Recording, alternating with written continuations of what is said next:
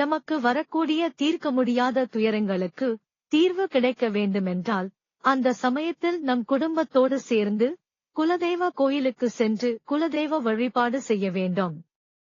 அப்படி கோயிலுக்கு செல்ல முடியவில்லை என்றால் வீட்டில் இருந்தபடியே குலதெய்வ வழிபாட்டை எப்படி செய்யலாம்? குலதெய்வத்திற்கு உகந்த நாளை இந்த பூஜைக்காக தேர்ந்தெடுத்துக் கொள்ளுங்கள். பூஜைக்கு முந்தைய நாளை வீட்டை சுத்தம் செய்துவிடுங்கள். வீட்டில் இருக்கும் குடும்ப உறுப்பினர்கள் அனைவரும் இந்த பூஜையில் ஒன்றாக கலந்து கொள்ள வேண்டும். பூஜையை காலை 6 மணி அளவில் செய்வது சிறப்பாக இருக்கும். அதிகாலை வேளையிலேயே வீட்டில் இருப்பவர்கள் அனைவரும் எழுந்து குளித்துவிட்டு பூஜை அறையில் அமர்ந்து தீபம் ஏற்றி வைத்து குலதெய்வ கோயிலுக்கு சென்று வழிபடுவதாக நினைத்து மனமுருகி வழிபாடு செய்ய வேண்டும்.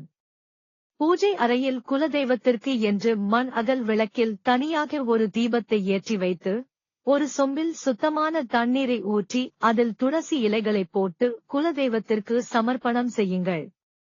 முடிந்தால் குலதெய்வத்திற்கு இஷ்டமான பிரசாதத்தை நைவேத்தியமாக வைக்கலாம். ஒரு மஞ்சள் நிற துணியில் குலதெய்வத்தை வேண்டி உங்களால் இயன்ற அளவு காணிக்கையை வைக்க வேண்டும். குடும்பத்தில் உள்ளவர்கள் மூலமாக இந்த காணிக்கையை வைப்பது மிகவும் சிறப்பு வாய்ந்தது. குலதெய்வ கோயிலுக்கு வரக்கூடிய சூழ்நிலை அமையவில்லை. எப்போது குலதெய்வ கோயிலுக்கு வரக்கூடிய சூழ்நிலை ஏற்படுகின்றதோ அந்த சமயம் இந்த காணிக்கையை உண்டியலில் சேர்த்து விடுகிறோம் என்று சொல்லி அந்த காணிக்கையை முடிந்து பூஜையறையில் குலதெய்வ படத்திற்கு முன்பாக வைத்து விடுங்கள். இப்படி வருடந்தோறும் உங்களுடைய குலதெய்வத்திற்கு நீங்கள் என்ன செய்வீர்களோ அதை மஞ்சள் துணியில் வைத்து குலதெய்வத்திற்கு நீங்கள் செய்யும் வேண்டுதல்களை செய்துவிட்டதாக நினைத்து மஞ்சள் துணியை முடிந்து பூஜை அறையில் வைத்தால் போதும், அந்த வேண்டுதல் குலதெய்வத்தை சேர்ந்துவிடும்.